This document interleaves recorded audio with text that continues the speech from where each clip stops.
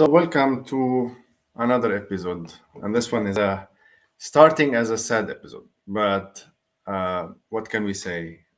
This is our region. We are a survival population all over the region. Was it in the Middle East or North Africa? And then God rest the souls of the people that are really in disaster from Maghreb to Libya. It's a crazy time, I think, right now of how and what is happening in the world. So, our prayers for the people who are in grief. So, let me welcome Tay quickly. Hi, Tay. تحياتي لك رودي. Good afternoon, everyone. Good morning, good evening for the people watching us from different time zones. This is episode 192, week 37. As Rudy mentioned, it is an unfortunate week. A lot of human life was lost this week. Our condolences to people of Libya and Morocco, and we were as well happy at the same time to see the crypto community standing up really fast. Binance announced more than $1 million in donations to both countries. We know of several projects that as well donated tokens to people in need in order to buy the basic supplies. This is not the first time that crypto has proven to be useful in such uh, unfortunate circumstances. Yet we are happy that it exists and it can perform its job no matter where the conditions and how the conditions are. This week, Rudy, we have quite a bunch of, I would say, not very surprising news. The expectations around the events of this week were in place, no matter how long it will take.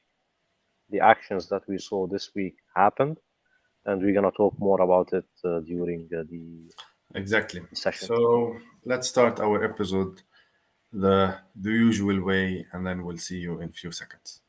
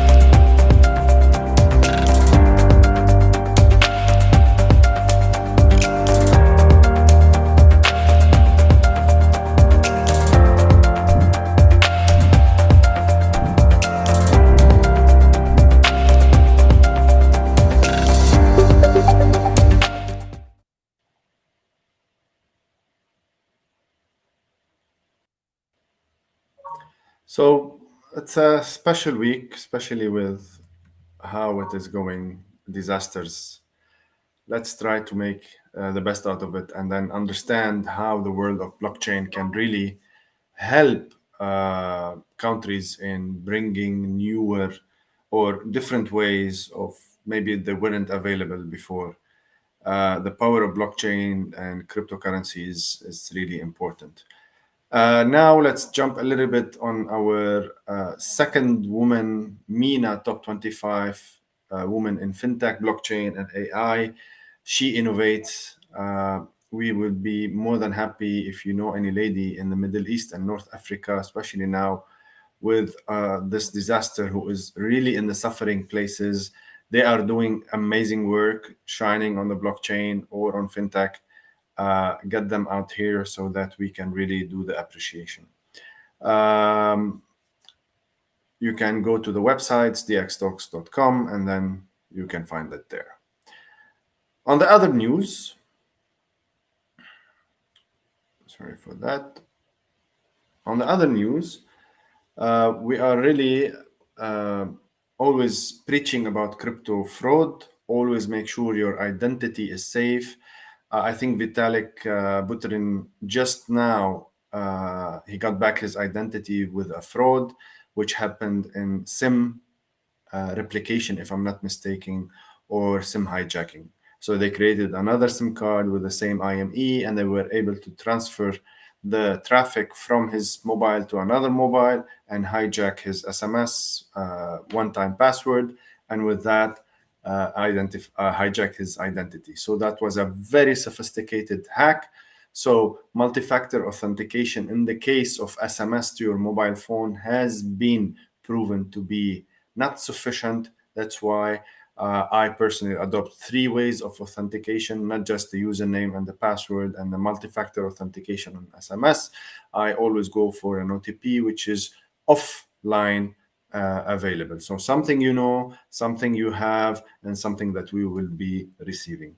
So these three ways sometimes, especially for high-end or high-privilege transactions, these are a must for you to be able to protect yourself. With that, identity fraud is happening as we speak more and more. So be careful. For example, me and Tay are always a victim of identity theft. Was it on social media such as Instagram and other platforms? Always somebody is trying to pretend uh, he is us and then trying to fool people for them to pay money. So let's uh, welcome our new partners, Altrasha, which is a new partner happening event in Munich, Construction Technology Conference in Riyadh, Web3 Summit Blockchain and Beyond also happening in Riyadh. And now we started seeing more and more events happening in the kingdom. So I'm happy about being also part of this new trend of what's happening. I'll be personally participating next week with a Crypto Expo panel and a keynote discussion. So if you are available in Dubai, make sure to jump to Crypto Expo. Also, part of the Connecting Trade Worldwide CTW Global.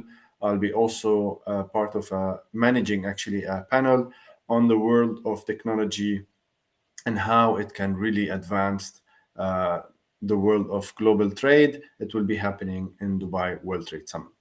And Blockchain Expo Dubai, that is happening in Festival Arena in the same time as the events. Also, Future Cities, ICBM Expo, and Future Cities also happening again in uh, Saudi Arabia. As we can see, Saudi Arabia is really being or pushing the agenda of more digital adoption in the space. So with that, let me welcome again Tay, and then we'll take it from there.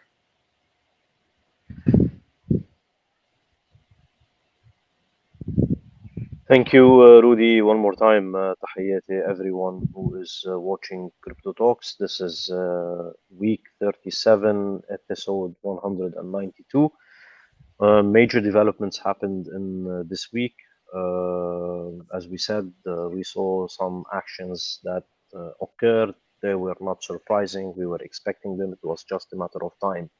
Speaking about time, I want to as well break down the largest stable coins today and how their dynamics changed within the past year time. So as usual, we picked up from Glassnode this piece of information that we're gonna share with you now. So to break down the largest three stable coins today and understand their dynamics, we have USDT supplies. They have actually expanded by $13.3 billion since the current cycle lows that started in November 2022. USDC has seen an almost equal and opposite decline of 16.7 billion. So their total market cap went down by 16.7 billion, likely in part of a reflection on how US based institutions they're moving capital towards higher interest rate markets. BUSD or Binance USD has seen the dramatic decline. It took a huge hit, 89% decline with $20.4 billion. And this is mainly largely due to the uh, Paxos, which was the issuer of the stablecoin, to move into redemption only mode following the SEC enforcement. This gives us a overall understanding that there is a liquidity drought today in the crypto markets. Not only on-chain and off-chain volumes as well, they're reaching historic lows, and the sentiment that is remaining in the market today is the hodling sentiment. Although if this sentiment continues, if we continue to see hodlers, then we are looking at major bleeding of those people who are holding Bitcoin, especially for the long time holders. And we fall into the metrics that go beyond or back before 2020. This is in general regarding the on-chain data situation. Price-wise, Bitcoin made a nice rally in the past 7 days. We saw a 5% increase, trading at 26,330. We didn't see any depegging happening this week on stable coins. It seemed that we are a little bit beyond this FOMO. Toncoin is worth mentioning this week because it made nice gains. It's trading at $1.89, and this mainly due to the fact that they released their latest cohort of startups that incubated at the Ton Launchpad, and we're gonna see a very important news coming from Ton community at the end of this session.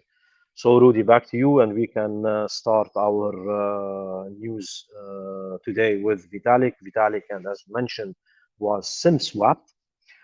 This was a surprise, mainly for Chris as well, as he mentioned, surprising that Vitalik is using SMS for 2FA. Indeed, it is surprising because we know usually the default way to go into crypto and secure your assets is using 2FA and mainly Google Authenticator or other forms of 2FA that do not rely on your SIM card. Because if attackers came to know your first name and your last name and your approximate wealth in crypto, they are able to request a new SIM card on your name, and through this new SIM card, they're able to reset the password of your email, reset the password of your cryptocurrency exchange addresses, and hack your money. In the case of Vitalik, it is not that his money was hacked, but uh, the attackers were able to post a link that lured people to send Ethereum to certain addresses. This was the major problem. The institution that the SIM swap happened at was T-Mobile. So Vitalik is a T-Mobile user, and his SIM swap happened at T-Mobile. The situation was fixed later, and Vitalik got access back to his Twitter account. In a not surprising action, and this is the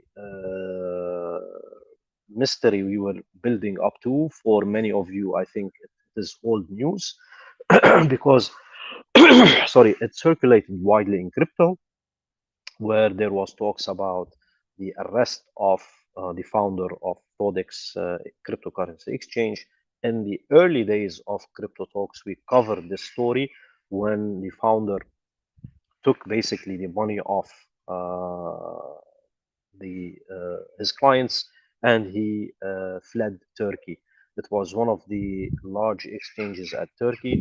The interesting point at this theft was not only the fear of losing money, but as well the fear of losing personal data of Turkish citizens into a bad actor like the founder of Fodex Exchange. He was sentenced for 11,000 years in prison. Not only him, his siblings, some of his siblings as well. A lot of his team was arrested in the early days. A few of them were able to get bail, and some of them were released. Others are still under trial. 11,000 years, basically, he will never see back the the light. And we still don't know what happened to the money and whether the customers of Thodex will be able to access their money, yes or no. In this week's news as well, and part of the stability that I would say we're seeing in the Bitcoin market today, it is coming mainly from the derivatives data that is suggesting that the BTC price will hold the current range. So many people, including me, we are arguing that the Bitcoin primary drivers for 2024 are still in play.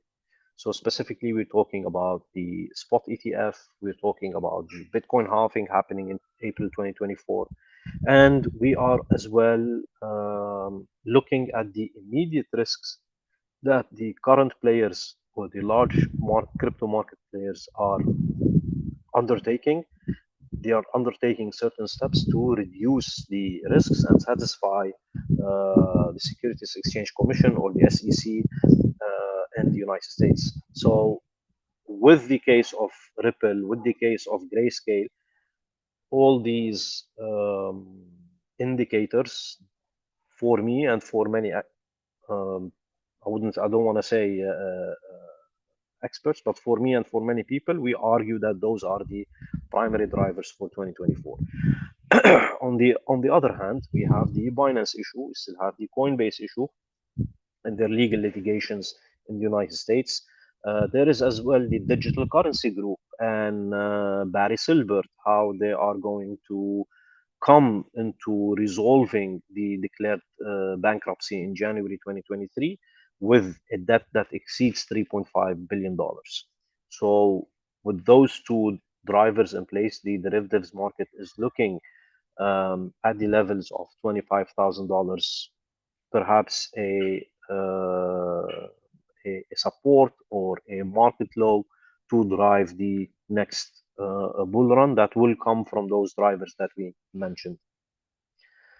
And of course, one of the important things that we saw happen this week, we didn't cover it, in fact, was the results of the G20 summit. And the results of the G20 summit were supportive for a global foundation for crypto regulation and perhaps introducing new KYC standards that are specifically enforced for crypto exchanges. This is what what the managing director of Bitgit was pointing at. Bitgit received $100 million liquidity or cash injection. I'm not sure whether it's an investment for a loan or any type of financial instrument, yet they are backed lately with $100 million fund, and this will help them to expand in new markets and retain new clients. In their opinion, there will be a new sort of KYC implemented for crypto exchanges. One type of KYC, perhaps, that has to be done multiple times in a year, or maybe there will be more enforced and updated biometric encryption or biometric login methods for crypto exchanges. But definitely, the Bitgate is joining the industry in mandating KYC in order for them and other exchanges to comply for all KYC requirements. And from Ton and the before the final news in our session for today, as I mentioned in the beginning, Ton was one of the coins that made a decent return in this current market condition. Telegram saw a new feature where people are able to have self-custodial wallets in the Telegram app. It has nothing to do directly with Telegram, the company, but it is a continuation of a project that Telegram had to unfortunately stop because it was getting irritations from the SEC regarding the position of a token they launched called the Open Network or TON. And Ton at that time was launched to be the token of Telegram network, where Telegram users are able to use this token in financial transactions. Unfortunately, this bothered the SEC and bothered the US regulators, and there was a threat on Telegram, so they had to stop their ambitions. The community went on with the token, and today Telegram and Ton Foundation, they jointly announced a new self-custodial wallet called Ton Space, and this was launched at Singapore's Token 2049 crypto conference. This is not a wallet built by Telegram, but the joint the joint announcement with Telegram is important here, because Telegram has had a complicated relation regarding its relationship with tokens and blockchains. This feature will not be rolled out for US markets. It will be rolled out for the worldwide, except the United States. Finally, and one of the actions that I was personally waiting to see it happen was the arrest of the OneCoin co-founder and his sentence to 20 years in prison, and he was fined with $300 million. OneCoin co-founder Carl Sebastian Greenwood co-founded OneCoin in 2014 with a personality we know today as Crypto Queen, or Ruja Ignatova, and she was a major player in the fraud scene in crypto, where they were able to defraud customers or defraud investors with billions of dollars. It is not really yet known what is the exact number of billions that they defrauded, but estimations say it is around $10 billion that they were able to defraud from investors on a global scale. The co-founder of OneCoin was arrested, and he will be sentenced for 20 years in jail. So between Thodex 11,000 years and OneCoin 20 years, we see the huge difference in how regulation and compliance, even legal matters, can play a pivotal role in someone's life when it comes to cryptocurrencies. Not to forget, of course, Simon's litigation in Belgium, still going on until today. And with this, I would like to thank you for joining our session 192. Back to you, Rudy. Thank you, Tay. Not your keys, not your coins, not your wallet. Always, always, always. Yes, indeed. Let's see what happens in the few days that will pass.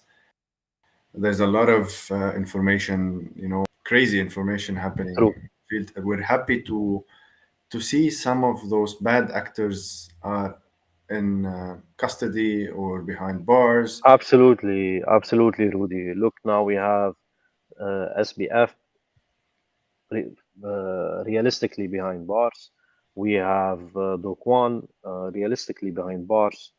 We have Thodex founder. We have OneCoin.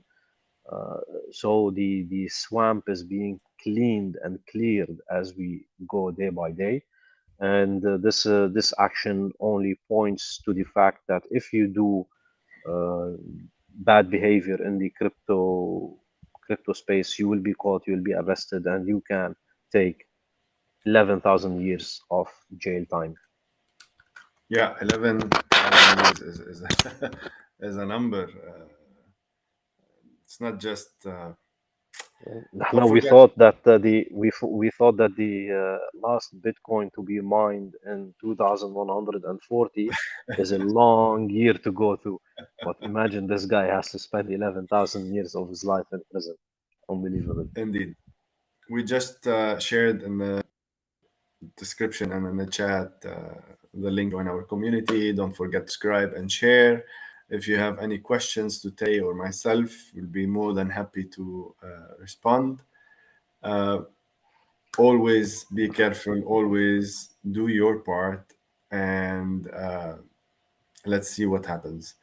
Thank you. I think it was Chris for mentioning the Vitalik part. This is a sad truth. I saw him today in, I think he's in not Shanghai. Um, Oh, anyway, Singapore? Singapore, I think, yeah. And I Yeah, saw him and I said to myself, we're trusting this guy with all of our keys. I don't yeah, know, all of our wallets, everything. yeah. So I really don't know. uh, Keep it up. Thank you, Lara. Uh, Hayati Lara, good afternoon. 10,000 years. It's actually 11,000 years, as you mentioned, Tay. Yeah, and Lara, his siblings. And the important thing, Rudy, is and his siblings. So they put his family as well in prison with him, teammates, employees, and he's in a Turkish prison, not in a Dutch oh, prison. that So makes sense. yeah, it is really surprising the number of years that he took, but we are happy that he got arrested. One more thing, Rudy, I think it's worth to mention the CPI index, Consumer Price Index, came out today. As we were doing the session, the CPI was coming out. The index came according to expectations at a, let me take the level quickly. So the previous US CPI in August was 3.2, the actual is 3.7. The forecast was for it to rise to 3.6, so year to year. So now we have year to year 3.7. Interest rates, this is important, is still going up in the United States. So what does this mean? That capital will favor a higher interest rate environment than to stay in crypto. And that's why we might see a further drop in the crypto prices. This is a sentiment we're feeling a lot in the crypto community, that many are expecting a drop, especially low liquidity, um, high interest rates, and a good performance of the US dollar is usually against the appetite of Bitcoin, and hence prices will drop. Again, this is what the sentiment, the feelings, the theories that are going around. Only time will tell. Thank you, Tay. I just shared the rate. Uh, Yes, Chris as Instagram. well had a interesting point, Rudy. Alexander Mashinsky from Celsius was also charged in the United States. It's very So important technically, character, all very of important those. story. Yeah, there is still one name not to be mentioned. Otherwise, people start shooting at us. But there are a lot of as well Binance haters that want to see CZ go to jail. No, um, I think the bad actors today are behind bars, and I'm really looking forward for 2024 because of all the drivers that we mentioned, specifically the ETF. There is a huge possibility it get approved uh, next year, and this can trigger the capital to liquidity to flow in the crypto markets, and then we'll get out of this boring stage we are in. So don't forget, She Innovates, the X Talks Top 25. And you have the link in the chat, and then join us to nominate those leading women. Thank you, Tay. Thank you for all the people that joined. Thank you, I think, John. Thank you, Lara. Thank you, Chris. Thank you, Bob. Uh, Thank you all for joining. If you still have any other um, information or anything to join to ask, here we go. Don't forget to follow. This is okay. This side. Tay at Telegram at Floos. It's Floos, FLWS. Be careful of how you write it. Don't copy and paste it from somewhere. Write it yourself. So, with that, thank you. Don't forget to subscribe and share. And see you next week.